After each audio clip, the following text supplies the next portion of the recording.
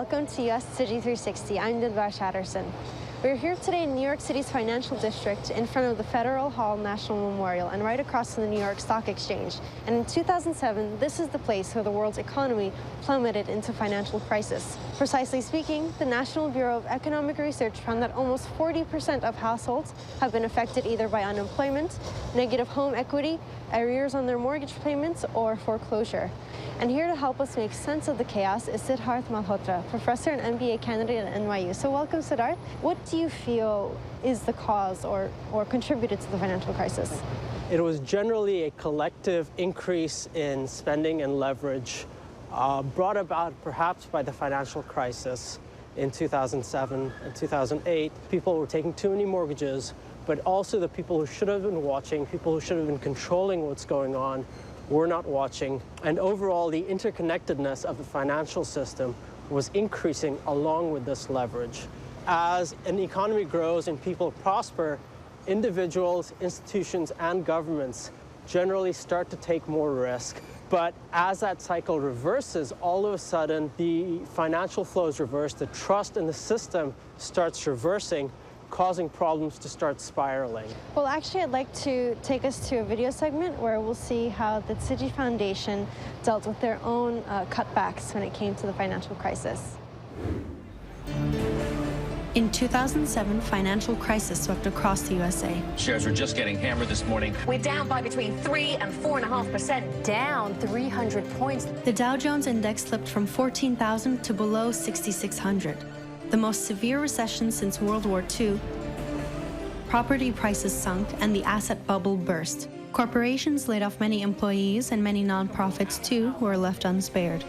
A huge challenge faced Tzu Chi USA's former CEO, William Ge. Because of the economy, many people lost their jobs, and so the willingness to donate had fallen. But the need for aid was still growing, so some service projects became extremely important. 5.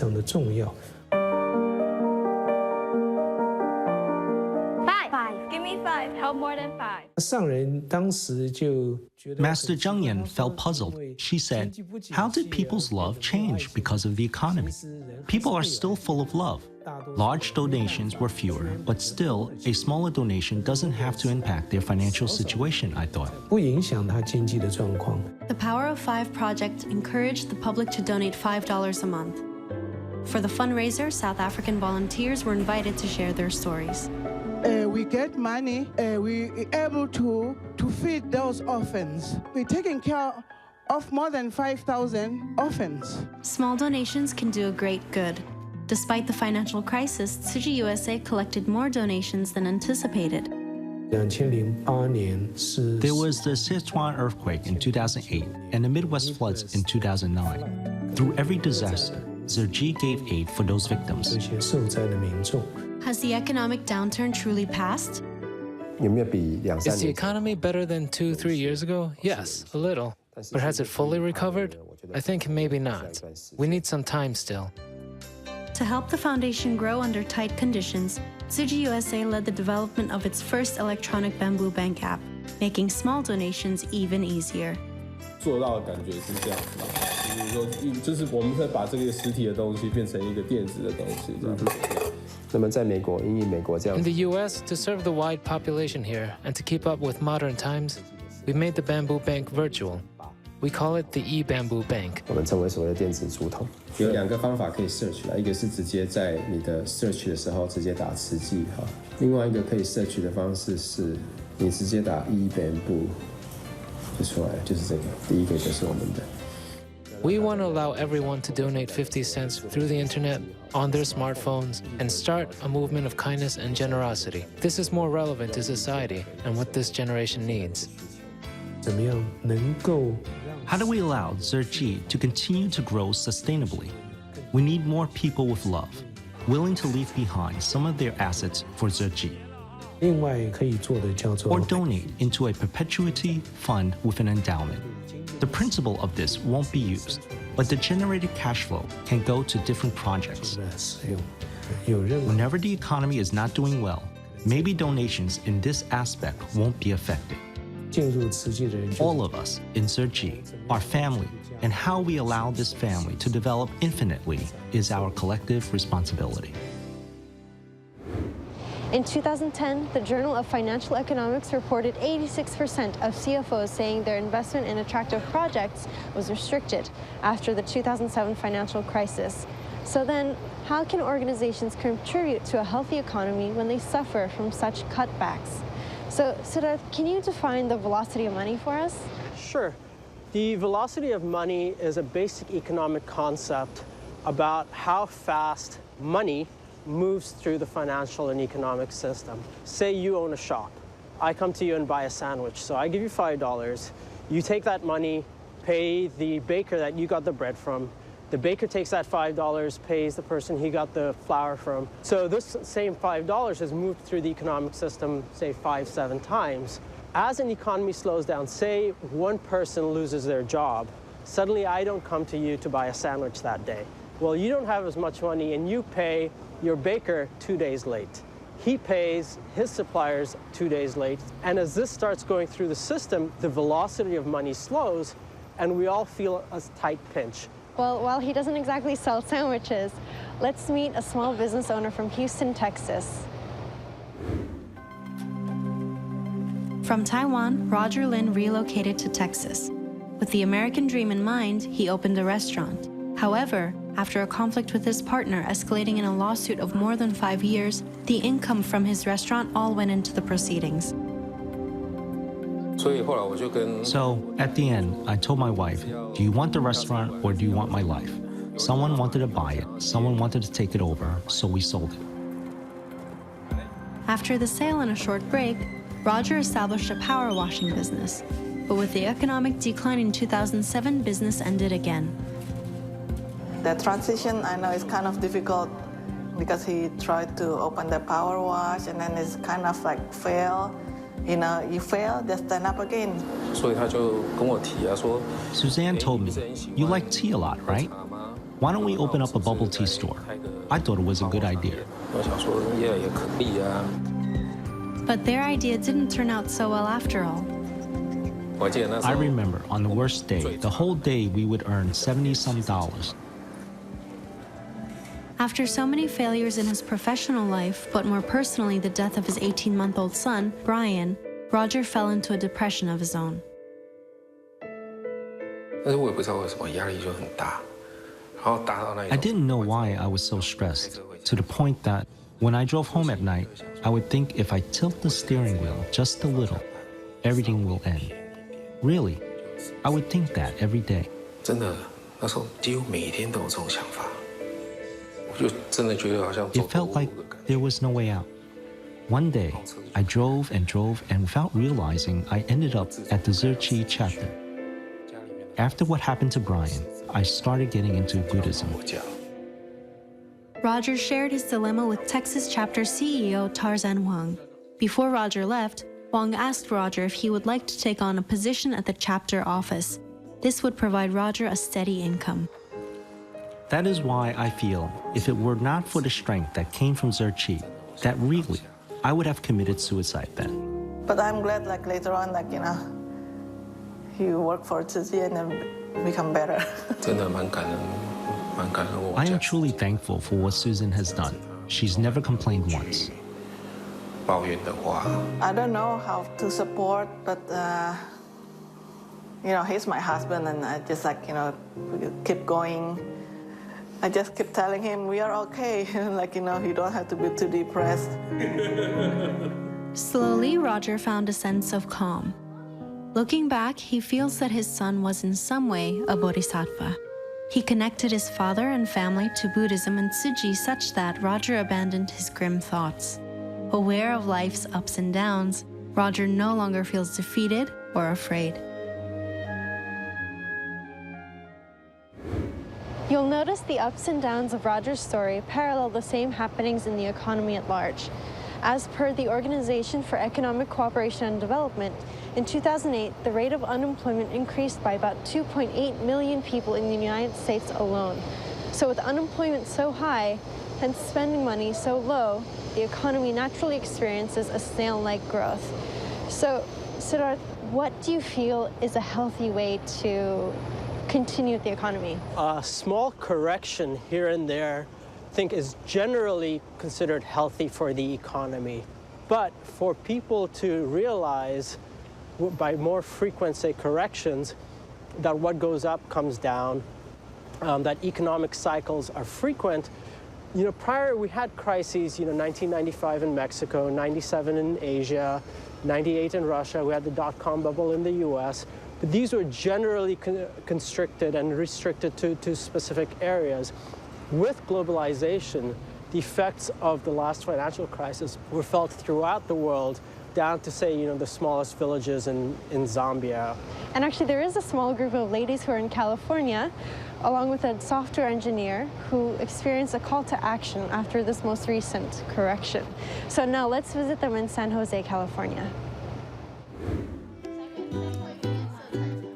The bright and shiny beads connect the love of everyone. Every Friday, adults and children come together to knit, to tie, and to make handicrafts.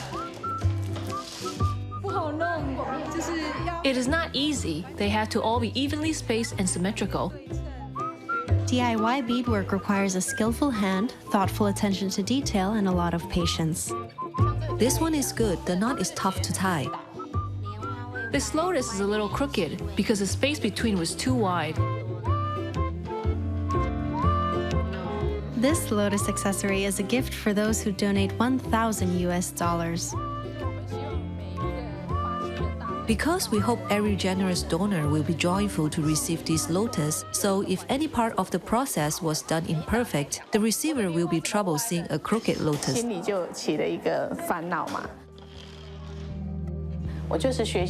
I'm learning master spirit in founding the Tzu Chi Foundation. It started with 30 housewives, so I invited everyone here. Let's be like the 30 housewives and start a million lotus web of love, which is a donation campaign. On the pledge list, $1 is collected every day, which amounts to $30 a month. Even a small token can be a big contribution. We hope we can raise 10,000 lotuses because we want to rebuild the Northern California office, so we are working together.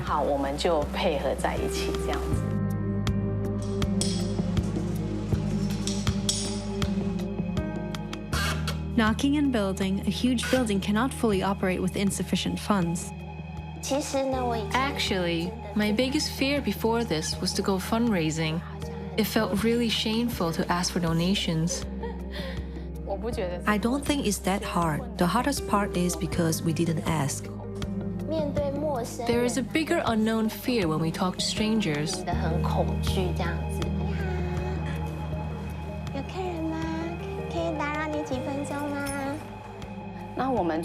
We go out to the shops and we meet many people who have been waiting to give. I think it's because we never ask.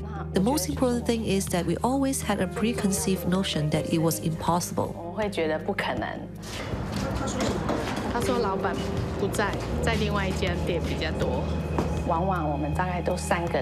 Usually the three of us will extend a sincere invitation. Even though we might get rejected, we really feel fulfilled inside.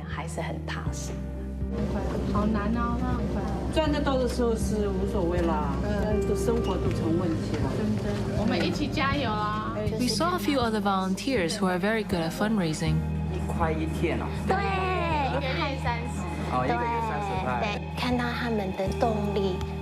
Seeing their motivation, I felt I have to follow Master's steps even more closely to do more for the world. I feel that fundraising is my weakest portion. I want to strengthen that part of me, so I chose to continue to work on it. Actually, I felt very afraid in my heart. In my heart, I feel that I have slowly grown to understand the amount of donation is not the key. It is giving the person a chance to give.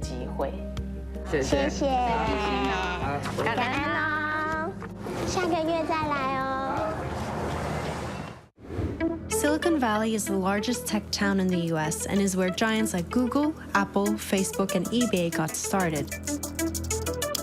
Intellectual talents abound and they continuously bring the world of technology forward. Tzu Chi volunteer Poju 10 is one of them. But in 2012, Poju planned to introduce another force that would bring the world forward. Tzu Chi. This challenge was a mission impossible that Tzu Chi USA had not encountered in over 20 years. There are regulations from the larger companies that state that religious groups are not allowed in. Sometimes I thought of giving up, and I struggled for 3 months. I thought I would start for my own company, Oracle, and I invited some colleagues from our company for a meal. An alternative was required to introduce Tzu Chi to a big company. Many volunteers with engineering backgrounds invited their colleagues to the lunches. They used facts to present the work Tzu Chi had done globally, shared the story of the Bamboo Bank, and promoted Donate Your Love with $1, $3, $5 or more program, which allowed engineers to contribute and donate according to their means. So, we used the lunch gathering format to introduce Tzu Chi to Apple and NVIDIA. Out of 10 of the engineers who came to the gathering, 8 were willing to become partners of Tzu Chi.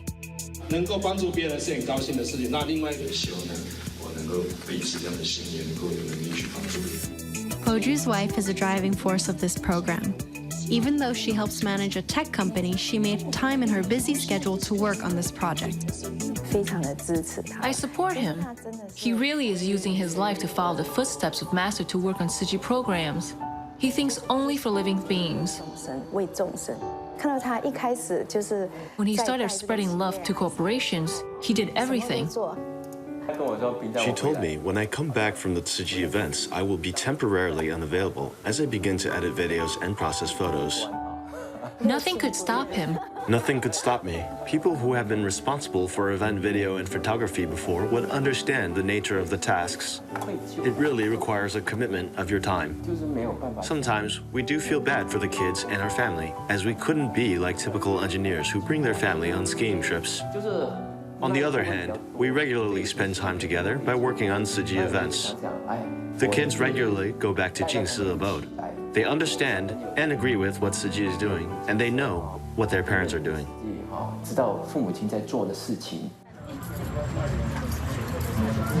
We have built a temporary school.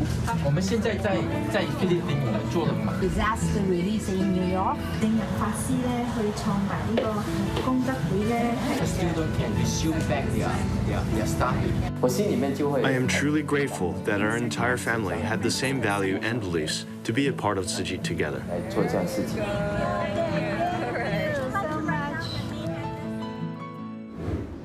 Welcome back. As homage to the Bamboo Bank story, that group of ladies are reviving the very spirit with which the Tzu Chi Foundation first began. In the past, you've worked with clients that are from charitable organizations.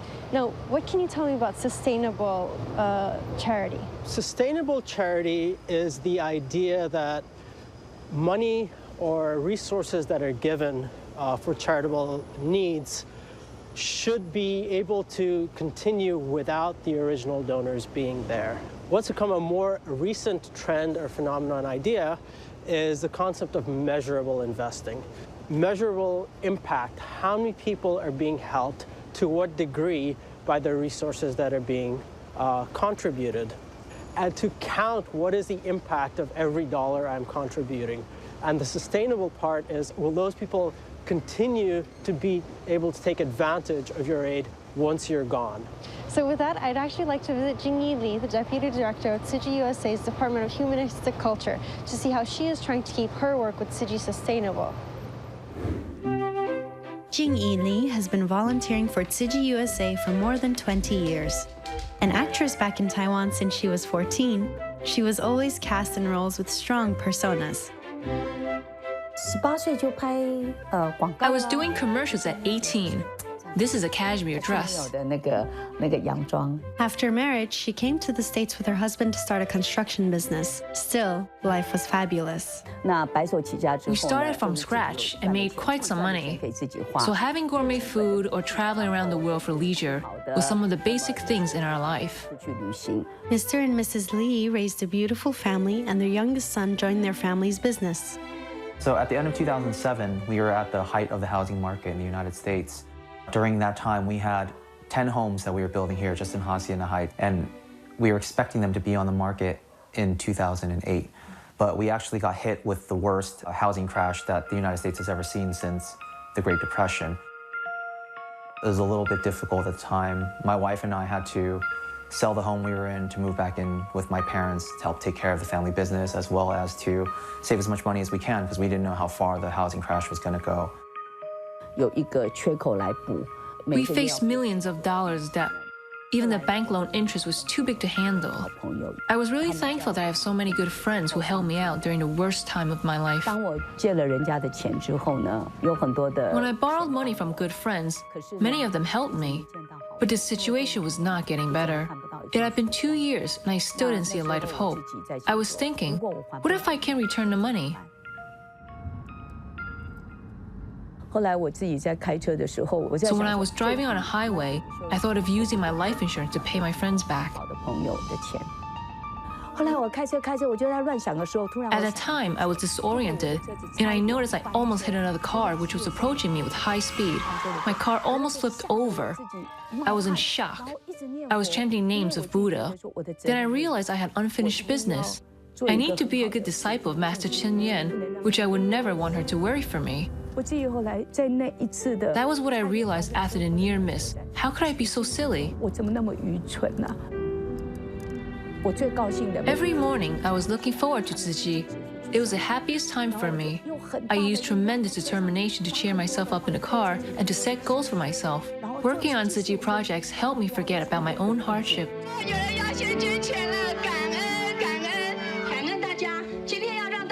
When things got harder for us, the harder she would work volunteering. You know, it wasn't so much that she was hoping for good energy to come. She wanted to be surrounded by good energy. Since 2008, the beginning of a turbulent era, Jing Yi took on the campaign for Jingse culture. From encouraging vegetarianism, delivering Jingse aphorisms to hotels and monthly literature to jails, and caring for inmates, she hoped that the Tzu Chi spirit that helped her could uplift others as well. I then thought that I actually did not lose much because what I have gained is a lot more. So these last couple years of my life is actually when I'm the closest to my mom, closest to my dad. I truly believe Bodhisattva will give me the best they can offer, even though things may not be as desired at the moment, but I truly believe that Bodhisattva will arrange the best for me. Through the stories that we saw today, including Jing Yi Li's, we saw a lot of personal struggle. So, Siddharth, in your view, what are some of the major lessons that we've learned from this past financial crisis? One is healthy skepticism as individuals, and two is the courage to take small pains as a policymaker. Governments, elected officials tend to band-aid over small problems, but generally it is good and healthy to let small failures happen from time to time.